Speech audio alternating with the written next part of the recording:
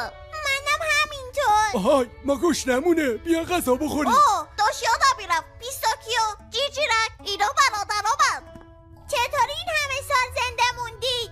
این ماهی کشتی ما رو که پر از کوفته خلخلی خورد داد. اون عاشق غذای ایتالیاییه مثل ما. البته خیلی هم بد نیستا، همونطور که تلاش میکنیم به خونه برسیم میخوریم و میخونیم و باز میخونیم و میخوریم. میفهمی که فکر کنم میفهمی که من چی گفتم که تازه واسه چراغا یه عالمه روغن هم داریم. وقتی اینجا روشنه حس بهتری داریم.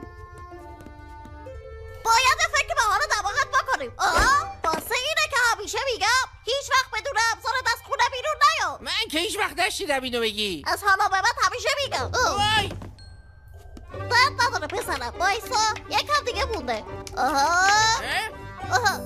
الان خوب شد. من واقعا گشنمه. پس غذا چی شد؟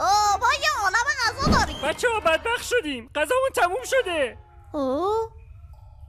ما دیگه میمیریم.